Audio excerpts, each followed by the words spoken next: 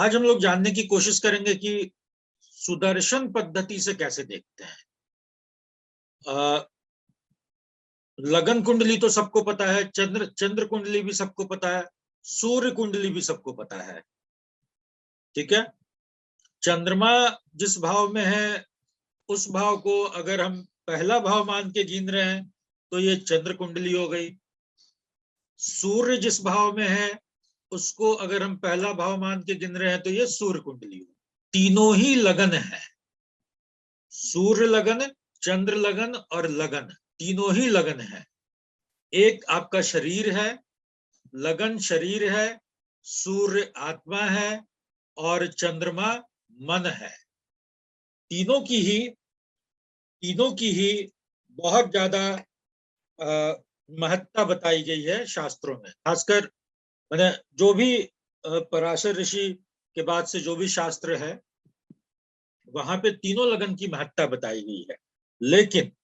लेकिन आजकल जो परंपरा है वो लगन के साथ चंद्र लगन देखने की ज्यादा है। शायद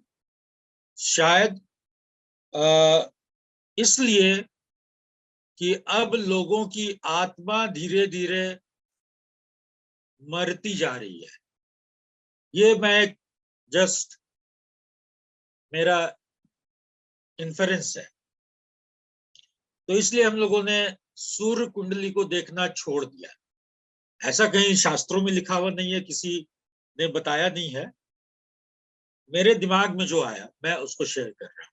सर, सूर्य कुंडली की महत्ता वैसे क्या है? क्या देखते हो उससे सर? सूर्य से आप अपनी आत्मा को देखते हैं। तो जब आप सूर्य को लगनवत बनाएंगे, जैसे आपकी कुंडली है, ठीक है, आपके तीसरे भाव में या पांचवें भाव में सूर्य है। सर, ये मन और आत्मा की परिभाषा क्या होगी? मतलब ये तो समझना ही बड़ा मुश्किल चीज है, ये मन और आत्मा क्या है? मन और आत्मा समझना बड़ा मुश्किल चीज है। बात आप बिल्कुल सही कह रहे हैं। मन और आत्मा के बारे हम लोगों ने, बहुत लंबी क्लास हो जाएगी, अलग से क्लास होगी, ठीक है। उसको जैसे मैं अगर बताऊं कि मन और आत्मा कहें, आप मन और बुद्धि कहें, कुछ भी उसको हम लोग किसी तरह से कह सकते हैं, जान सकते हैं, समझ सकते हैं। ये एकदम से कोई अलग अलग चीज नहीं है। ये एकदम से कोई अलग अलग चीज नहीं है। बहुत बार हम कहते हैं ना कि इस काम को करने के बाद मेरी आत्मा मुझे धिक्कार रही है।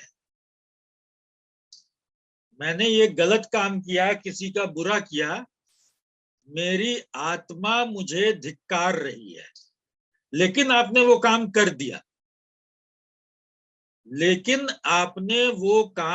दिया,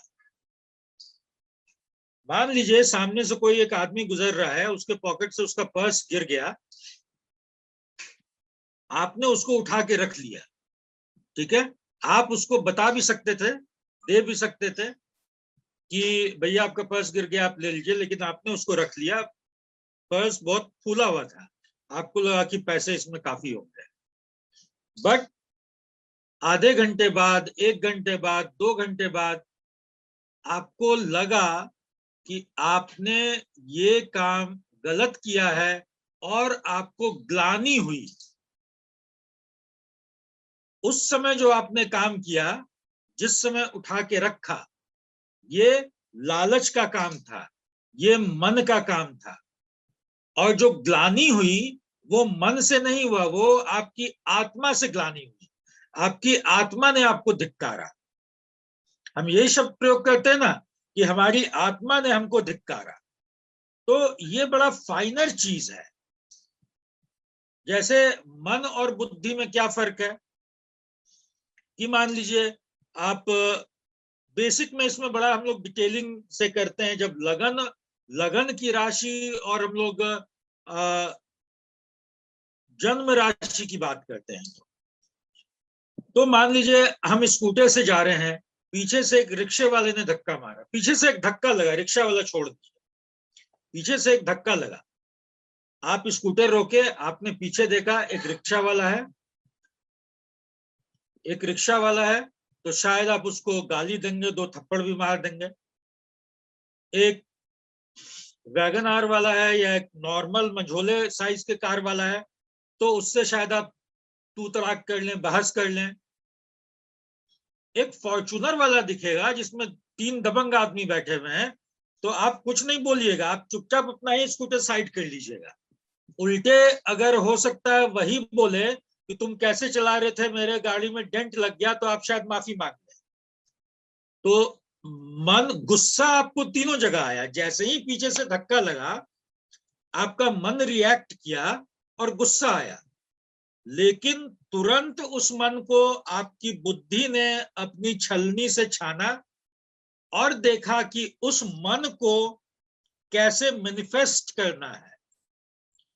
तो विचार, भावनाएं मन में उठती हैं, बुद्धि उसको अपने एक्सपीरियंस से, जो उसने दुनिया में एक्सपीरियंस देखा है, जो उसने अभी तक एक्सपीरियंस देखा है, समझा है, उसके हिसाब से वो उसको मैनिफेस्ट करता है।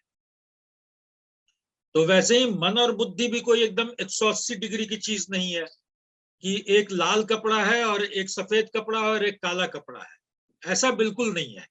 दोनों बहुत मिले हुए हैं। वैसे ही मन, आत्मा, बुद्धि सब एक दूसरे से बहुत इंटरमिंगल्ड है, बहुत गुथे हुए हैं आपस में, और इनको इन सब चीजों को धीरे धीरे मनन करके समझा जा सकता है। परिभाषित करना एकदम से परिभाषित कर देना बड़ा मुश्किल चीज है। ये वही चीज है, ये शायद वही चीज है कि लोग पूछे कि भाई प्रेम की परिभाषा क्या है, ईश्वर की परिभाषा क्या है, तो बड़ा मुश्किल चीज है। प्रेम क्या है ये आप उससे पूछिए, ये अभी आप हमसे पूछिएगा, अपने आप से पूछिएगा, तो शायद जवाब नहीं मिलेगा। क्योंकि हम लोग उस उम्र से गुजरते हुए भी अब उम्र के उस दौर में पहुंच चुके हैं जहां की उसकी परिभाषा बदल चुकी है, जहां की उसमें एक प्रैक्टिकलिटी भी आ चुका है। लेकिन उस 16 साल, 17 साल, 18 साल के लड़का या लड़की से पूछिए कि प्रेम क्या है, तो उसका जवाब सुनिए क्या होता है। तो ये बड़ा इंटरमिंगल्ड चीज है। मन, बुद्धि, आत्मा, जो भी इस तरह की चीजें हैं, एकदम से ऐसा नहीं है कि अलग अलग आप बाइफरकेट करके देख सकते हैं। तो इसी तरह सूर्य कुंडली से अगर आपको शेयर करके बताऊं, ये कल वाली कुंडली है। तो अब देखिए सूर्य यहाँ पे, अच्छा पहले देखिए ये लगन है, ठीक है, ये लगन भाव है, मिथुन लगन की कुंडली है। मिथुन लगन की कुंडली में क्या हो गए, शुक्र शुभ भाव के स्वामी हो गए, पंचमेश हो गए, ठीक है। अब जैसे ही मैंने सूर्य लगन की कुंडली बनाई, सूर्य को इसको मैंने फर्स्ट हाउस गिना, तो शुक्र तृतीयेश हो गए, ठीक है। तो मेरे शरीर के लिए, मेरे लगन के लिए जो शुक्र अच्छे थे, मेरी आत्मा के लिए वो शुक्र अब अच्छे नहीं रहे।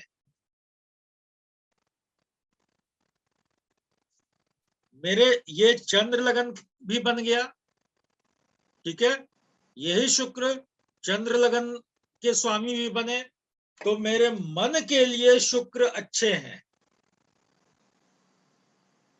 तो जैसे ही इस कुंडली में हम चंद्र लगन बनाएंगे, मेरा पंचम भाव की कोई और राशि हो जाएगी, मेरे पंचमेश शनि हो गए, चतुर्थेश और पंचमेश शनि हो गए, मतलब शनि योगा कारक हो गए। शनि चंद्र लगन की कुंडली में शनि योगा कारक हो गए, चंद्र लगन की कुंडली में 1 2 3 4 5 शनि योगा कारक हो गए। सूर्य लगन की कुंडली में ये 6th और 7th लॉर्ड हो गए, परम पापी हो गए, ठीक है। और लगन कुंडली में ये अष्टमेश भी हैं और नवमेश भी हैं। अब यही हम लोग बताना चाह रहे हैं कि तीनों ही लगन है। इसी तीन चीज से मिलते किसी भी व्यक्ति का निर्माण हुआ है, शरीर, मन और आत्मा। या तो शरीर मरता है, या आत्मा मरती है, या हम कहते हैं कि हमारा मन मर गया। और कोई चीज नहीं बोलते हैं कि मेरा हाथ मर गया, मेरा पांव मर गया। इस व्यक्ति की आत्मा तो मर चुकी है, मेरा मन मर गया है, और शरीर तो मरता ही मरता है। यही तीन चीज मरता है, यही तीन चीज जीवन का संचार भी करता है। इसीलिए ये तीनों बड़ा इंपॉर्टेंट है। अब सुदर्शन लगन में क्या होता है कि आपने तीनों ही लग्नों को हम ऐसे भी इस तरीके से भी तीनों लगन को देख सकते हैं। अब चंद्र कुंडली बनाने के लिए जरूरी नहीं है कि इसको उठा के हम फर्स्ट हाउस में ले जाएं। उससे क्या होता है, उससे सिर्फ एक आसानी हो जाती है। क्योंकि आपको याद है कि इसको पंचम भाव बोलते हैं, इसको दमम भाव बोलते हैं। अगर किसी को इसी से प्रैक्टिस है कि भाई ये पंचम भाव हो गया, ये नवम भाव हो गया, ये दशम भाव हो गया, तो वो अपना उससे कर सकता है। ठीक है, उसके लिए जरूरी नहीं कि आप इसको उठा के यहाँ ले जाइए या सूर्य को उठा के यहाँ पे ले जाइए। लेकिन ऋषियों ने एक साथ देखने के लिए सुदर्शन चक्र पद्धति बना दी। सुदर्शन चक्र पद्धति बना दी जिससे कि आप तीनों लग्नों को एक साथ देख सके। इसमें कहीं पे है जो बनता है, मैं इसको चार्ट, सुदर्शन चक्र, ठीक है, ये सुदर्शन चक्र है, ये सबको दिख रहा है। अब वहां पर क्या था, सूर्य, पानी सूर्य अपनी राशि में थे, सिंह लगन में थे। चंद्रमा शुक्र की राशि में थे। याद आ गया या किसी को मैं दोबारा उस पे जाऊं? बर्थ चार्ट, ये लगन क्या है, लगन मिथुन है। सूर्य लगन मतलब सूर्य किस राशि में है, पंचम में, सिंह राशि में, स्वराशि के हैं। सूर्य कुंडली स्वराशि की है। चंद्र कुंडली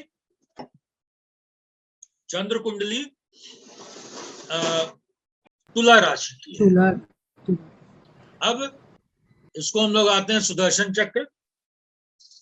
ये देखिए, सबसे पहले सूर्य, ऋषियों ने सूर्य को सबसे ऊपर स्थान दिया।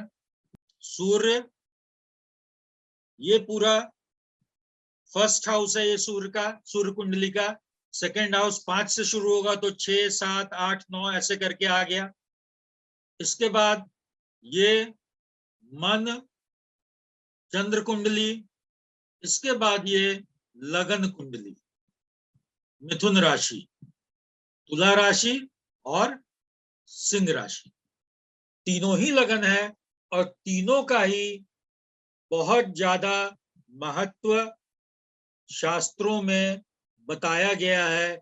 इसीलिए सुदर्शन चक्र पद्धति अपनाई गई या निकाली गई, जिससे कि फल कथन में कहीं पर चूक नहीं हो। अब मैंने क्या कहा, ठीक है, तो ये इसकी बनावट हम लोग समझ गए।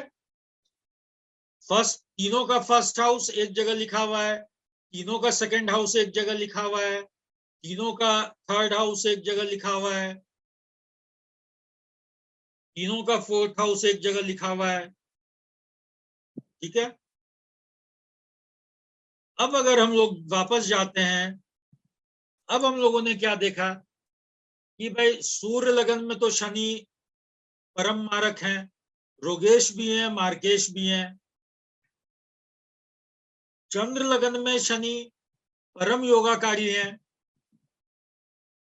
चंद्र लगन में शनि परम योगाकारी हैं, चूंकि शुक्र का लगन बन गया, और लगन में शनि योगाकारी है। तो अब यहां पर आ गया विरोधाभास। अब यहां पर आ गया विरोधाभास कि अब इसको कैसे देखा जाए। ठीक है, बहुत शुरू में हम लोगों ने एक बात की थी, आर्ट ऑफ प्रेडिक्शन में भी और बेसिक क्लास में भी। ग्रहों की हम लोगों ने दो श्रेणियां बनाई थी, पहला जो आपस में मित्र होते हैं, दूसरा जो आपस में मित्र होते हैं। वो दो श्रेणियां क्या हैं, नोट कर लीजिए। सूर्य, चंद्र, मंगल और गुरु, ये आपस में मित्र हैं। सूर्य, चंद्र, मंगल, गुरु, ये आपस में मित्र हैं।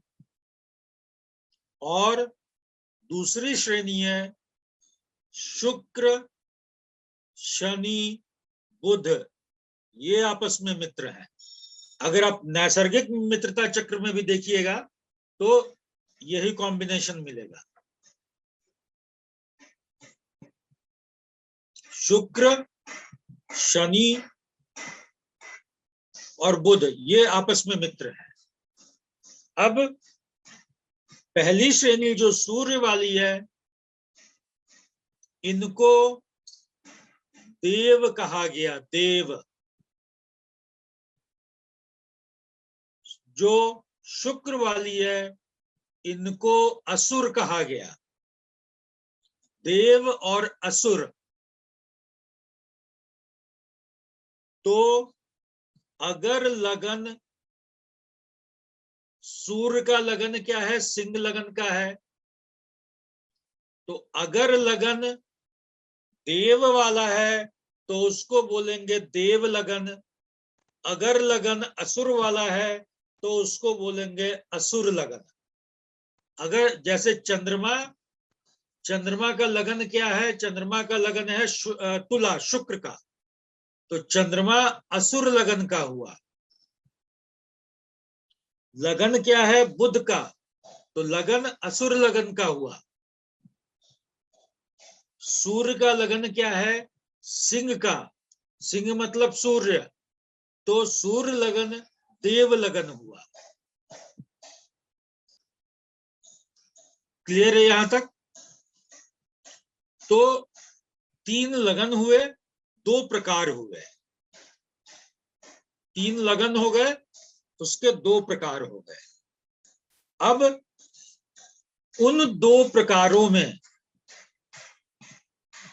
तीन लगन में जो एक जैसे होंगे, जो एक जैसे होंगे, उनके हिसाब से उस पूरी कुंडली की, उस पूरी कुंडली के अच्छे और बुरे ग्रहों की पहचान की जाएगी।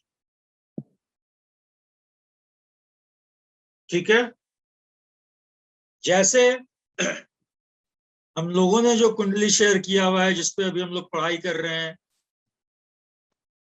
ये असुर लगन है। स्क्रीन देखिए, ये लगन जो हुआ ये असुर लगन हुआ। ये जो हुआ सूर्य लगन, ये देव लगन हुआ। चंद्र लगन, चंद्र लगन भी असुर लगन हुआ। तो तीन में दो असुर लगन हो गए। तो असुर ग्रह कौन कौन हुए हैं? असुर ग्रह हैं शनि, शुक्र और बुध। ये इस पूरी कुंडली के लिए ये तीनों प्लैनेट अच्छे माने जाएंगे। सूर्य मंगल, सूर्य मंगल, गुरु और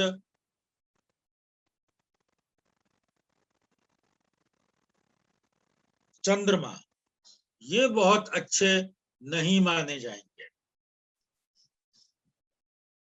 कई बार जीवन में क्या होता है, कई बार जीवन में क्या होता है कि आप देखिएगा कि आपकी त्रिकोण की दशा चल रही है, या केंद्र की दशा चल रही है, या किसी शुभ ग्रह अच्छे ग्रह की दशा चल रही है, लेकिन जीवन में उतनी शुभता घटित नहीं हो रही है,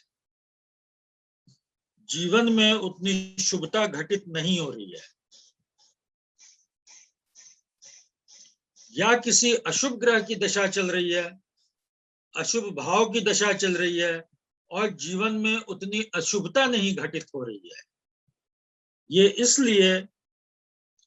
इसलिए क्योंकि वहां पर हम सिर्फ लगन से उसको देख रहे होते हैं।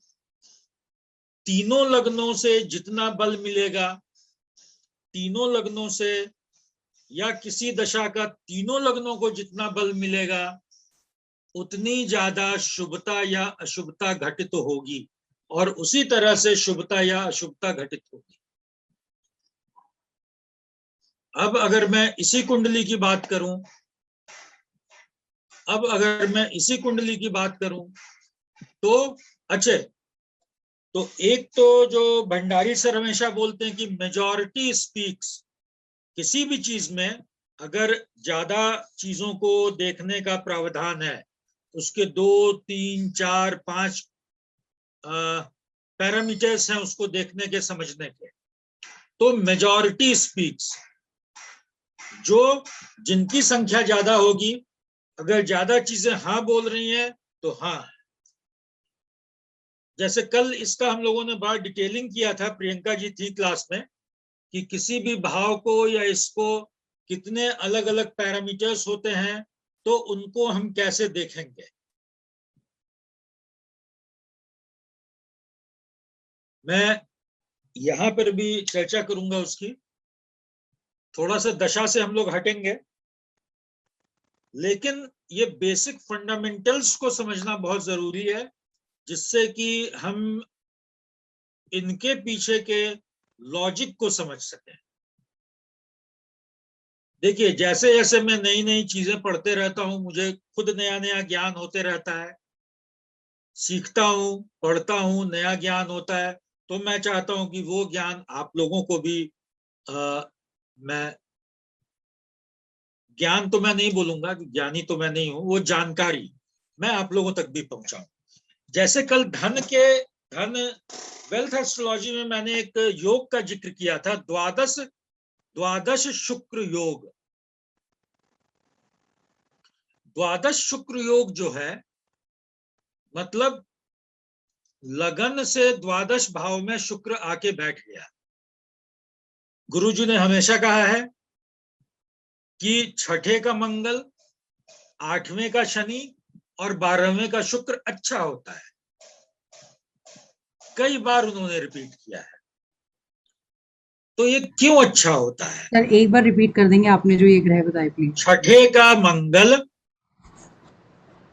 8वें के शनि और 12वें के शुक्र। एक तो मुझे बड़ा खराब लगता है जो ग्रह को लेके हम लोग ग्रहों को लेके हम लोग प्रयोग करते हैं, कि जैसे अभी मैंने बोल दिया कि छठे का मंगल या 8वें का शनि, तो छठे के मंगल, 8वें के शनि, मेरे दिमाग में हमेशा रहता है कि ऐसे ही बोलना चाहिए, लेकिन अब आदत जो बनी हुई है तो नहीं हो पाता है। खैर, तो एक एक वैदेही जी थोड़ा म्यूट कर लीजिए प्लीज, पूछना होगा तो ओपन कर लीजिएगा। हाँ। तो एक थ्योरी आती है, प्रिंसिपल ऑफ सिमिलैरिटी। ज्योतिष में एक थ्योरी, प्रिंसिपल ऑफ सिमिलैरिटी, बहुत, या सादृश्यता का सिद्धांत हिंदी में बोलते हैं, समानता का सिद्धांत, सादृश्यता का सिद्धांत, ये बड़ा इंपॉर्टेंट सिद्धांत है। तो छठे में मंगल, अब जब मैंने ये वर्ड बोल दिया तो अब क्लैरिटी आ जाएगी। छठे में मंगल क्यों अच्छे होंगे? छठा युद्ध स्थान है, और मंगल युद्ध के ग्रह हैं। इसलिए एक तो वो वहां कंफर्टेबल पोजीशन में होंगे,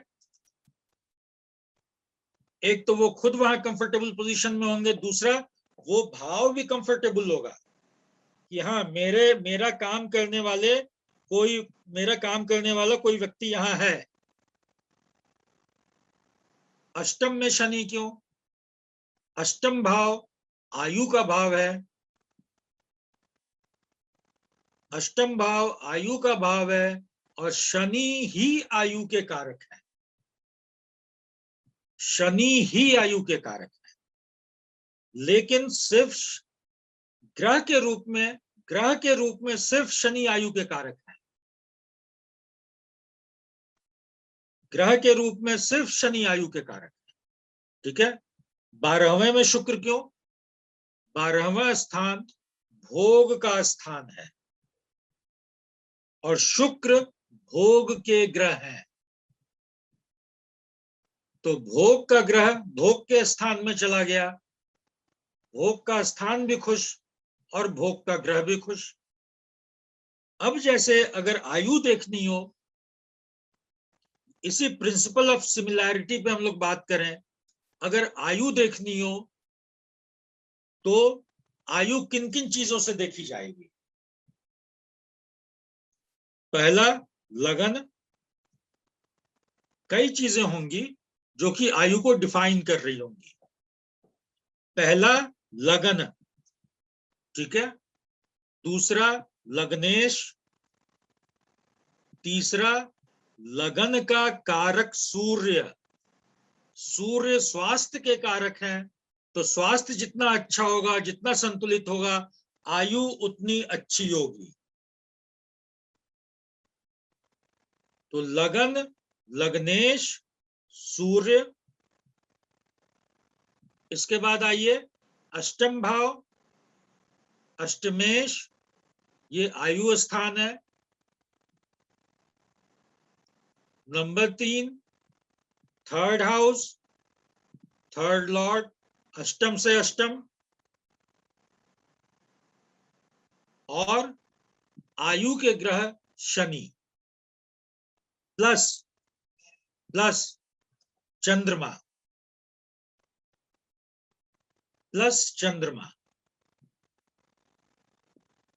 ये सब जितने बली होंगे, जितने सामर्थ्यवान होंगे, जितने शुभ होंगे, जितने शुद्ध होंगे, आयु उतनी अच्छी होगी।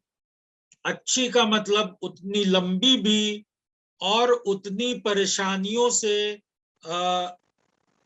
बिना परेशानियों वाली भी।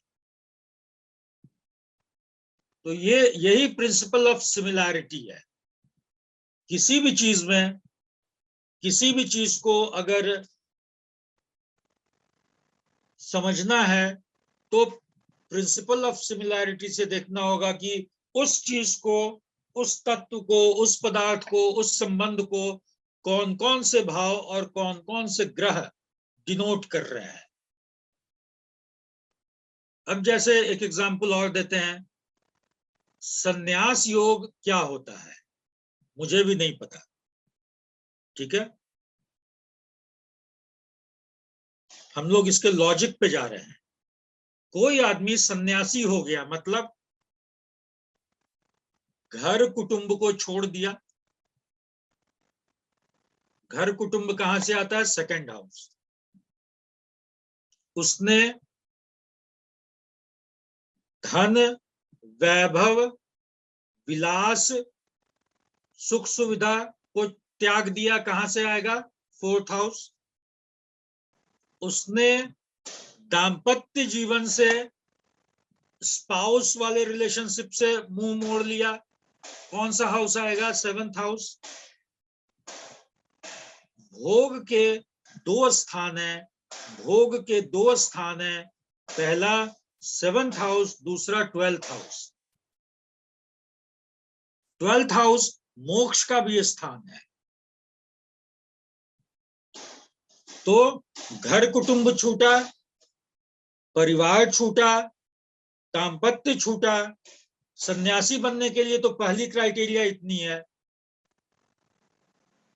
बिना इनको छोड़े कोई सन्यासी बन सकता है? नहीं बन सकता है। मतलब ये तीनों भाव और उन भावों के स्वामी पीड़ित पाए जाएंगे। अब ये पीड़ा पहुंचेगी कैसे? ये पीड़ा पहुंचेगी पृथकतावादी ग्रहों से। पृथकतावादी मतलब काटने वाले। पृथकतावादी ग्रह कौन कौन से हैं जो अलगाव पैदा करते हैं? शनि, सूर्य, राहु और 12th लॉर्ड। सर केतु नहीं आएगा सर केतु अलगाव केतु नहीं कुछ पैदा- चीजों में आता है, कुछ में नहीं आता है। कई सारी चीजों में आता है, कई सारी चीजों में नहीं आता है। केतु की प्रकृति थोड़ी सी अलग है। तो उनपे इन जिन चीजों की हम लोगों ने बात की उन पर इन ग्रहों का प्रभाव हो, या इनके ये ग्रह जिस राशि में बैठे हुए हों, ये ग्रह जिस राशि में बैठे हुए हों, उस राशि के स्वामी का प्रभाव। हम लोग जब डिस्पोजिटर की बात करते हैं तो ये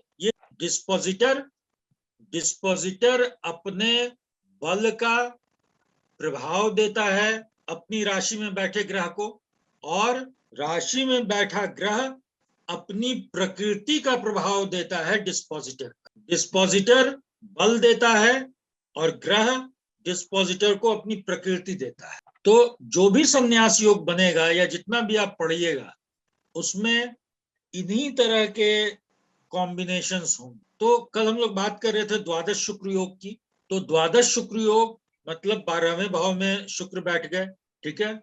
वो भोग के ग्रह भोग स्थान में।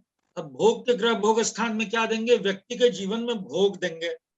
भोग मतलब ऐश्वर्य, सुख, धन होगा, संपत्ति होगी, नौकर होगा, चाकर होगा, बढ़िया रहना, खाना, पहनना, यही सब जीवन का भोग है, आम जीवन का।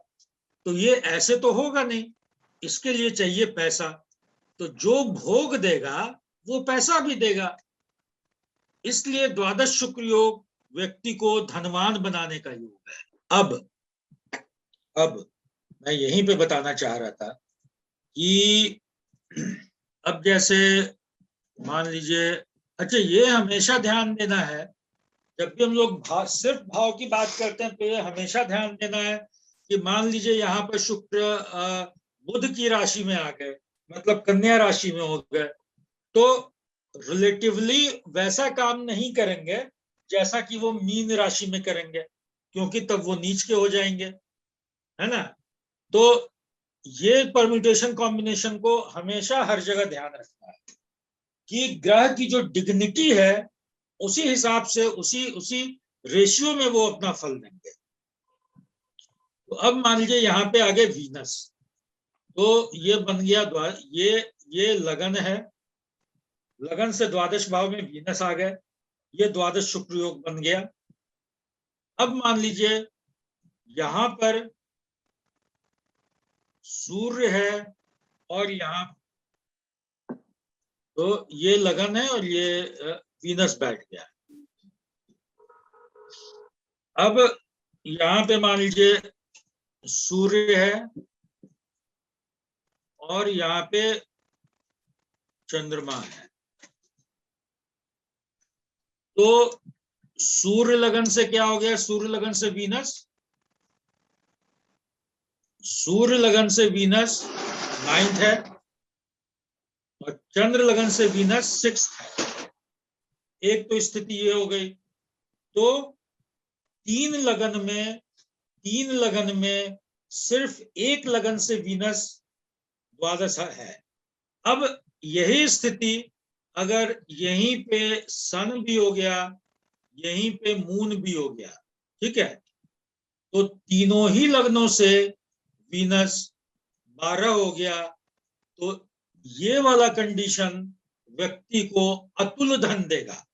तो तीनों लगन की महत्ता ये है। अच्छा, अब ये बताएं कि जब सन और मून एक साथ होता है तो क्या होता है? अमावस्या सर। अमावस्या होती है।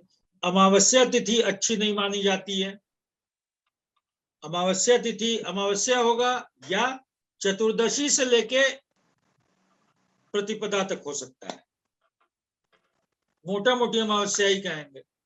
जो भी होगा चंद्रमा पक्ष बल से ही नहीं होगा, एकदम निर्बल होगा। तो अमावस्या का जन्म अच्छा नहीं माना जाता है, लेकिन there are an number of yoga और एन नंबर ऑफ सर्कमस्टांसेस जहां पर चीजें अमावस्या को सुपरसीड कर जाती हैं। अमावस्या का अर्थ ये नहीं है कि व्यक्ति गरीब हो या उसके जीवन में हमेशा परेशानी ही हो। अमावस्या ज्यादा आपके मन को इंडिकेट करता है कि आपके मन में अंधेरापन है, आपके मन में अंधेरापन है। भाई चंद्र लगन बलवान हो गया, चंद्र लगन को शुक्र का बल मिल गया, द्वादश शुक्र का। सूर्य लगन को द्वादश शुक्र का बल मिल गया, लगन को भी द्वादश शुक्र का बल मिल गया। अब इसको दूसरे तरीके से देखिए, ये शुभ कर्तरी में आ गया। एक तरफ से तो शुक्र का सपोर्ट मिल रहा है, अर्ध शुभ कर्तरी में आ गया। इसीलिए अष्टम भाव के शुक्र को भी अच्छा बोला जाता है। क्यों? एक तो वहां से वो सेकंड हाउस को देखते हैं, धन वाले भाव को देखते हैं। दूसरा, शुक्र supports 9th house. 8th house की जो अशुभता है उसको अष्टम बैठे शुक्र ने खत्म करके 8वें की तरफ से शुभता प्रदान कर रहे हैं। तो 12वें की तरफ से वो लगन को शुभता प्रदान कर रहे हैं। सर, अगर 11वें में आ जाए सूर्य और शुक्र बैठा है द्वादश में, 11वें में सूर्य, 11वें में सूर्य, तो 11 सूर्य तो ऐसे भी अच्छा है। देखिए 11th हाउस में सारे ग्रह अच्छे होते हैं, और लेकिन शुक्र 12वें में, तो शुक्र 12वें में। अब शुक्र 12वें जो है वो लगन से तो 12 हो गया, और अगर आप देखिएगा तो शुक्र से कहां पे हुआ, ये सूर्य से, वो धन भाव हो गया। यस, सूर्य लगन से अगर आप देखेंगी तो वो सेकंड हाउस है, वो धन भाव है। ठीक है। अब यहाँ पर सबसे ज्यादा जो मैटर करेगा, ये मैटर करेगा कि शुक्र की, या फॉर द, माने ये तो हर ग्रह के लिए है कि उसकी डिग्निटी क्या है। क्या वो पाप शत्रु ग्रह में है, क्या वो पाप ग्रहों से पीड़ित है, शत्रु ग्रह में, यहाँ या मित्र है, उच्च का है, नीच का है। ये तो एक फिक्स पैरामीटर है जो कि हर जगह आपको देखना ही देखना है। डिग्निटी ऑफ द प्लैनेट,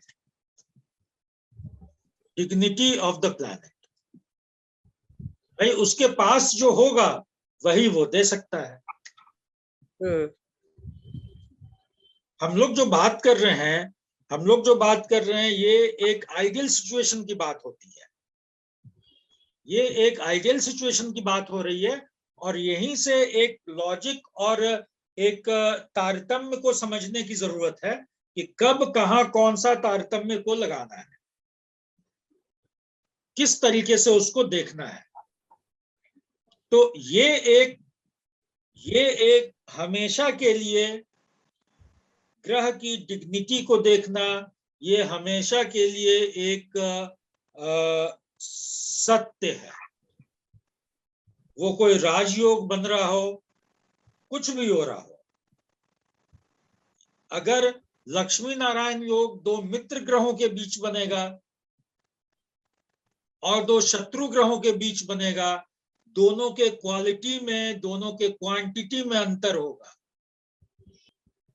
इसीलिए क्या कहा गया, लक्ष्मी नारायण योग जब बने, केंद्र और त्रिकोण का संबंध बने, तो कहां बने, या केंद्र में बने या त्रिकोण में बने।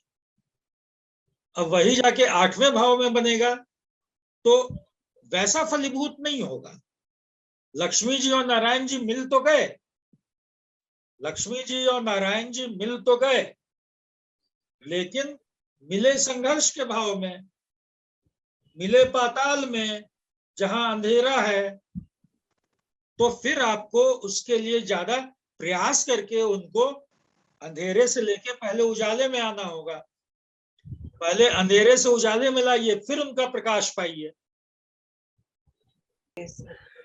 तो सुदर्शन चक्र जो है उसको इसी तरीके से मेजॉरिटी स्पीक्स के आधार पर हम लोग समझने की कोशिश करेंगे, या हम लोग समझेंगे कि अगर 2 लगन आसुरी लगन है तो असुर श्रेणी वाले ग्रह जो 3 हुए, शुक्र शनि बुध, वो अच्छे हो गए। अगर 2 देव लगन है, 2 देव लगन है तो सूर्य चंद्र मंगल गुरु, ये अच्छे ग्रह हो गए। अगर तीनों ही असुर लगन है तो भी बड़ा अच्छा है, क्योंकि वहां पे कोई विरोधाभास नहीं रह जाएगा। अब जैसे मेरी कुंडली में भाई शनि एक जगह योगाकारी है, मिथुन लगन के हिसाब से योगाकारी है, अष्टमेश भी है। तुला लगन के हिसाब से, चंद्र लगन के हिसाब से वो परम योगाकारी है, और सूर्य लगन के हिसाब से वो 6th और 7th लॉर्ड हो गए। तो ये बड़ा विरोधाभास हो गया। लेकिन अगर मान लीजिए सूर्य लगन भी मान लीजिए शुक्र का होता, या शनि का होता, या बुध का होता, तब कोई परेशानी ही नहीं थी। तो शनि आउटराइटेडली मेरे जीवन में अच्छा ही करते हैं।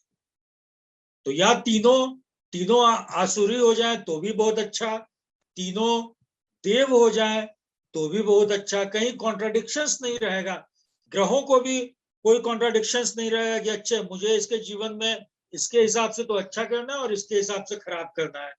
कोई कॉन्ट्राडिक्शंस नहीं होगा उनके दिमाग में और हमारे जीवन में भी। उसको रीड आउट करना, उसको डेसिफर करना बड़ा आसान हो जाएगा। तो हमेशा ये कहा गया कि सूर्य की तीनों लगन से देखिए, या कम से कम आप किसी भी ज्योतिषी के पास आपने कभी विजिट किया होगा या विजिट कीजिएगा, तो चंद्र कुंडली तो देखता ही देखता है ना। चंद्र कुंडली तो, लगन कुंडली और चंद्र कुंडली तो देखता ही देखता है। तो ये तो रही सुदर्शन चक्र की कहानी। अब हम लोग मैं देखूं मैंने क्या कुछ और नोट्स बनाए हैं। सर आपने कहा था कि अमावस्या को कुछ चीजें सुपरसीड कर जाती हैं, तो मतलब उसका अच्छा प्रभाव हम कैसे देख सकते हैं? मतलब अमावस्या का कुछ अच्छा भी चीज है उसमें? देखिए अच्छा चीज नहीं, जैसे यही अगर हम बात करें इसी द्वादश शुक्र योग की, तो ये अमावस्या के कंडीशन को सुपरसीड कर गया। अमावस्या इनवेरिएबली, अगर केमद्रुम योग आप लोगों को याद होगा, तो केमद्रुम योग शास्त्रों में तो लिखा हुआ है कि एकदम दरिद्र हो जाएगा, ये करने लगेगा, वो करने लगेगा, लेकिन प्रैक्टिकली ऐसा होता नहीं है। ठीक है, प्रैक्टिकली ऐसा होता नहीं है, क्योंकि केमद्रुम योग बहुत आसानी से मिलने वाला योग है, और जितनी आसानी से मिलने वाला योग है उतनी आसानी से भंग होने वाला योग भी है। 2 योग सबसे ज्यादा भंग होते हैं, एक तो नीच भंग होता है सबसे ज्यादा, दूसरा केमद्रुम योग सबसे ज्यादा भंग होते देखा गया है। तो हर चीज का कुछ पॉजिटिविटी है, कुछ नेगेटिविटी है। केमद्रुम योग में हम लोगों ने बात की थी कि वहां अच्छाई बहुत है। केमद्रुम योग के जो व्यक्ति हैं, वो अगर दूसरों की काउंसलिंग करें, दूसरों की मदद करें, दूसरों का सहारा बने, तो ये उनके लिए भी अच्छा है और ये काम भी वो बड़ा अच्छा कर सकते हैं, लेकिन बावजूद उसके उनके मन में कहीं ना कहीं अकेलापन, खोखलापन रहेगा। चंद्रमा का मेन संबंध दो ही चीजों से है, एक मन से, दूसरा धन से। सर बाकी और भी बहुत सारी चीजें हैं, लेकिन मनसो जायते चंद्रमा, चंद्रमा मतलब मन, पहला चीज ये समझ लें। दूसरा, चंद्रमा मतलब धन भी, धन का प्रवाह। इसीलिए केमद्रुम में कहा गया कि जब चंद्रमा को ही बल नहीं है तो वो व्यक्ति राजा के यहां भी पैदा होगा तो निर्धन हो जाएगा। अब राजा के यहां पैदा होगा और निर्धन हो जाएगा, कहने का मतलब ही यही है कि भाई धनहीन हो जाएगा। चंद्रमा मतलब धन। हाँ हाँ निश्चित जी। से ये ग्रह जो एक राशि में उच्च के हैं और एक में नीच के हैं, बट मंगल चंद्र के मित्र में राशि में है, बट वो मंगल की राशि में नीच के हो जाते हैं, ये क्या है? What is this? ये मुझे भी अभी तक नहीं समझ में आया। ठीक है, सिर्फ मंगल की बात नहीं है। I am just talking Mangal because मेरी पत्री में मंगल है। वो यस हाँ, तो मैं पूरी सीरीज बता दूं। मंगल शत्रु शनि की राशि में उच्च के हो रहे हैं और मित्र चंद्रमा की राशि में नीच के हो रहे हैं। चंद्रमा शत्रु शुक्र की राशि में उच्च के हो रहे हैं और मित्र मंगल की राशि में नीच के हो रहे हैं।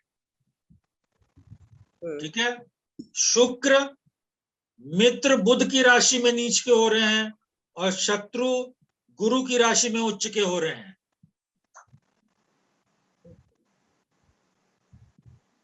इनका तो चलिए, सूर्य देव का तो ठीक है, मित्र की राशि में उच्च हो गए, शत्रु में नीच हो गए। मंगल में थोड़ा सा प्रॉब्लम है। बुध भी ठीक है, अपनी राशि में उच्च के हैं, शत्रु की राशि में नीच के हैं। गुरु ठीक है, मित्र की राशि में उच्च के हैं, शत्रु की राशि में नीच के हैं। शनि का शुक्र में उल्टा है, शनि भी ठीक है, मित्र की राशि में उच्च के हैं और दूसरी राशि में नीच के। इसका संबंध, इसकी कुछ व्याख्याएं तरह तरह से मुझे कुछ नोट्स में मिला या यूट्यूब में मिला कि भाई मंगल कर्म का ग्रह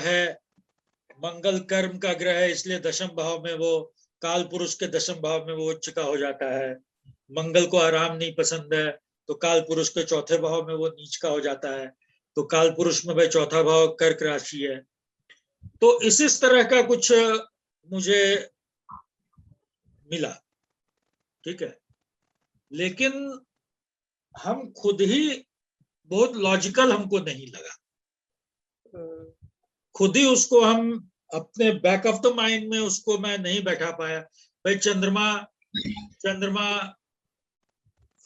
शुक्र क्या है? शुक्र सुंदरता का प्रतीक है। सेकंड हाउस धन का हाउस है, चंद्रमा धन है, वो भी सुंदरता है, तो वो शुक्र की राशि में जाके उच्च का हो गया। अष्टम भाव क्या है? अष्टम भाव अंधेरा है, शमशान है। ठीक है, तो वो वहां पर जाके नीच का हो गया। तो इस तरीके से देखिए, कई बार क्या होता है कि हम लोग अगर चीजों को अगर पहले से पता है और चीजों को हम लोग उसको एक लॉजिक देना चाहें तो दे लेंगे। ठीक है, लेकिन ये जितनी भी थ्योरी, मुझे 2-3 थ्योरी मिली, मुझे समझ में नहीं आई, तो इसलिए मैं उसकी बात नहीं करता हूं। और गुरुजी से 1-2 बार बात हुई तो गुरुजी ने मुझे कहा कि मैं कभी आराम से समझा दूंगा। उन्होंने ये कहा कि ये बड़ा सिंपल सा फॉर्मूला है, ये बड़ा सिंपल सा इस लॉजिक को समझने का है कि ये उच्च नीच का क्यों होता है।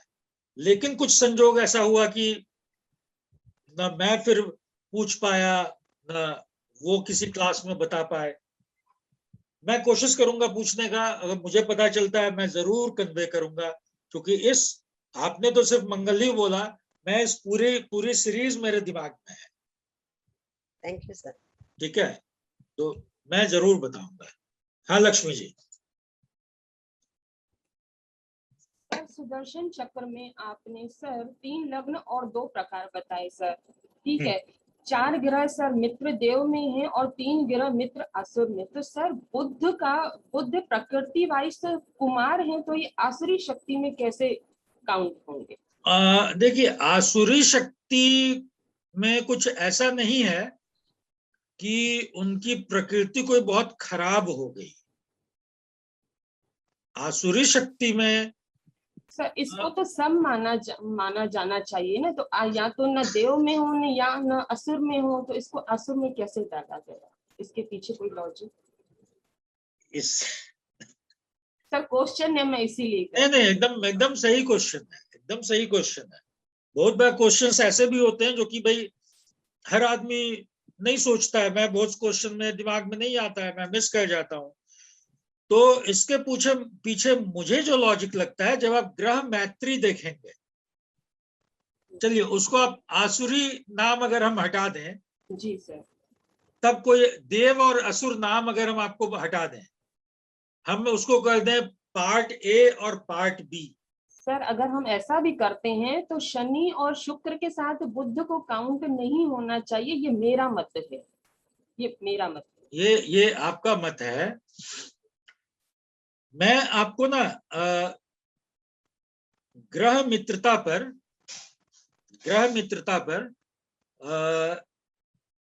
मैंने एक छोटा सा लिखा है, उसमें हर ग्रह का जो मित्रवत और शत्रुवत होने का कारण है। ठीक है, मैं आज थोड़ी देर में ग्रुप में डाल दूंगा, आधे घंटे में, उसको पढ़िएगा। अगर वहां से संतुष्टि नहीं मिले उसमें, अच्छा, अब ग्रह मैत्री को डिफाइन करने का कोई लॉजिक है क्या? नहीं आपको सर, क्या लगता है? नहीं सर, हम लोग आज तक जो पढ़ते आए हैं उसमें बुद्ध को हम लोग सुकुमार मानते हैं, अचानक आसुरी में आ रहा है तो थोड़ा सा मैं हम कह रहे हैं, आप आसुरी छोड़ दीजिए, आसुरी शब्द आप भूल जाइए। जी सर, आप पार्ट ए बोलिए और पार्ट बी बोलिए, ठीक सर। तब भी कोई दिक्कत है आपको?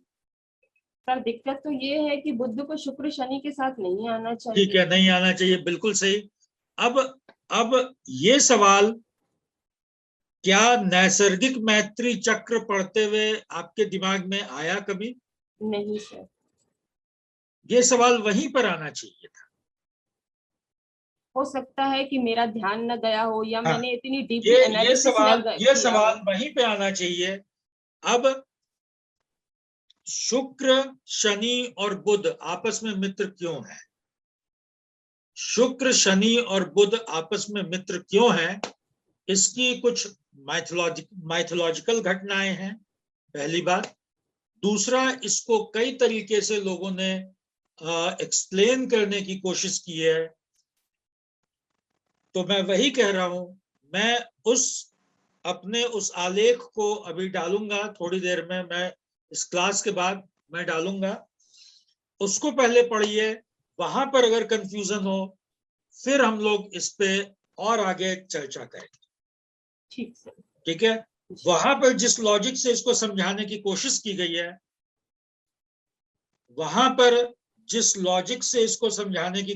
गई है, मोस्ट प्रोबेबली मन वहां पर एक लॉजिक खोज लेगा। ठीक है। दूसरी बात कि बुध बच्चा है, बुध कुमार है, सूर्य के साथ बुध का क्या संबंध है? पिता पुत्र नैसर्गिक मैत्री में।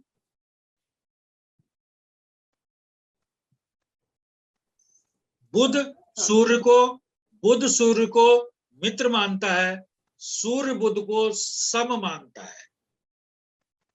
ठीक है। बाप अपने बेटे को बहुत ज्यादा नहीं पुचकारता है, अगर अभी भी, पहले भी हम लोग सुनते आए हैं या अभी भी, अगर बच्चे को कुछ चाहिए, वो जिद करता है तो माँ से करता है, उसको पता है जिद पूरी हो जाएगी। उसको पता है पिता जिद पूरी नहीं करेंगे, वो जरूरत पूरी करेंगे, बशर्ते कि शाहरुख खान जैसे ना हो।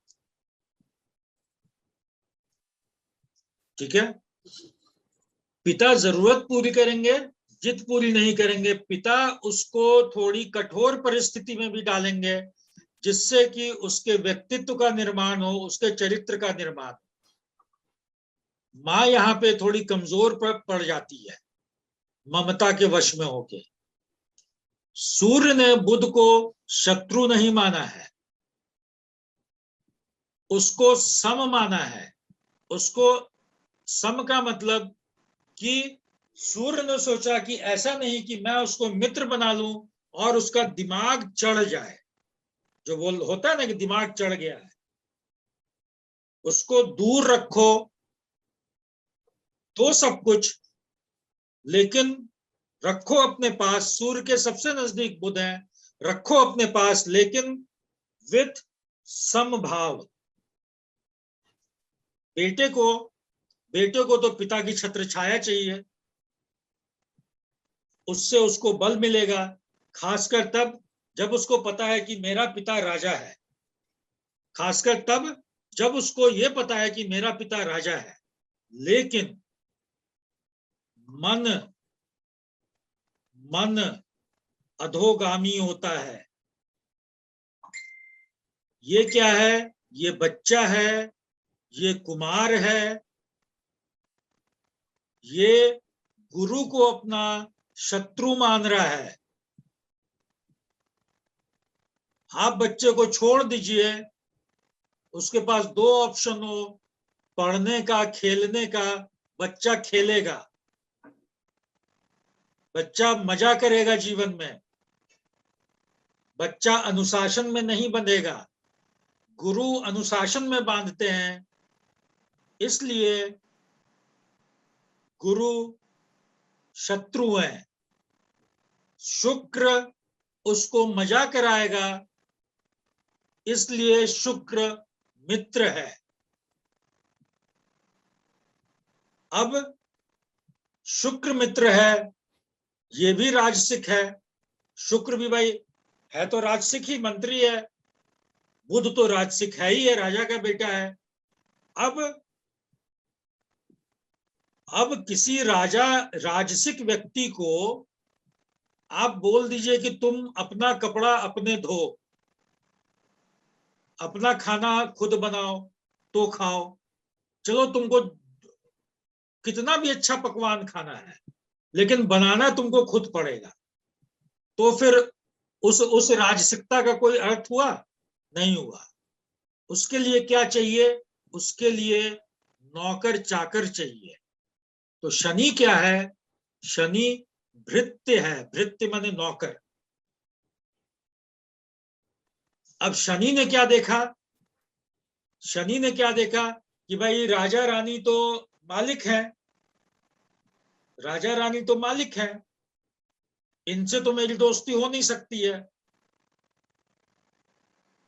मंगल भी सेनापति है, ये भी मालिक जैसा है, ये भी हमको हमेशा काम में लगाए रखता है। तो मुझे रिलीफ कहां से मिलेगा? मुझे रिलीफ इन लोगों की मित्रता से ही मिलेगा। मैं इनकी सेवा करूंगा और मैं भी मौज करूंगा। इसलिए इन तीनों के बीच मित्रता है। ऐसा किसी क्लासिक बुक में नहीं लिखा हुआ है, मैंने नहीं पढ़ा, हो सकता है लिखा हुआ हो, किसी क्लासिकल बुक में हो सकता है इस तरह से व्याख्या की गई हो, मैंने नहीं पढ़ा। मेरे पास 5-6 क्लासिकल बुक्स तो है ही है, उसमें बड़ा प्लेन दिए रहता है, मैत्री चक्र बना रहता है। किसी के पास भी, आप लोगों के पास जो भी किताब होगी, जातक पारिजात हो, सर्वार्थ चिंतामणि हो, बृहत पराशर हो, फल दीपिका हो, बृहद जातक हो, कोई भी किताब हो, वहां प्लेन ग्रह मैत्री चक्र दिया रहेगा। ये व्याख्याएं मैं जब आईकास में कोर्स कर रहा था, वहां पर एक गुरुजी थे, उन्होंने बड़े अच्छे ढंग से समझाई थी, इतने अच्छे ढंग से समझाई कि ये चीजें दिमाग में बैठ गई। उसके बाद आपको याद करने की जरूरत नहीं पड़ेगी कि अच्छा ये इसका मित्र है, ये इसका शत्रु है। पहला तो ये दो ग्रुप आप बांट लीजिए, ये ग्रुप में या तो मित्र होगा, शत्रु तो नहीं ही होगा, बहुत होगा तो सम हो सकता है, ठीक है, शत्रु होने का तो सवाल ही नहीं है। वैसे वो वाला लेख मैं आपको भेजूंगा जो मैंने लिखा था, नोट्स बनाया था, शायद अच्छा लगेगा। हाँ, जितना अभी विश्लेषण हुआ वो तो समझ में आ गया। जो आपने बताया सर कि शनि सेवक हैं, शुक्र उसको सब कुछ देते हैं, बुध सुकुमार है, फिर यहाँ पे एक मेरा क्वेश्चन उठता है। आप सोचेंगे लक्ष्मी बहुत लॉजिक में जा रही है। नहीं, सर अगर शनि सेवक है तो वो कर्म के कारक भी तो है, सुकुमार को कर्म भी तो दे सकते हैं। देंगे ना, सुकुमार को कर्म भी देंगे, लेकिन जीवन में एक चीज याद रखिए, यहां पर कोई आदमी है जो काम करते हैं, काम मतलब नौकरी चाकरी पैसा कमाने वाला, पूजा जी है, चलिए पूजा जी मान लीजिए 2 लाख रुपए महीने कमाती हैं नौकरी से या व्यवसाय से या किसी भी चीज से। अगर इनको कोई व्यक्ति बोले अच्छा उस 2 लाख रुपए कमाने के लिए इनको एक सर्टेन जीवन का रूल फॉलो करना होता होगा, अगर नौकरी नौकरी कर रही होंगी तो कंपनी के हिसाब से उठना होता होगा, ऑफिस जाना होता होगा, 8 घंटे बिताने होते होंगे, घर आना होता होगा, ये 8 घंटे या 10 घंटे घर छूटा रहता होगा, बच्चे अकेले होंगे, पति अकेले होंगे, सास ससुर, आई मीन, ठीक है।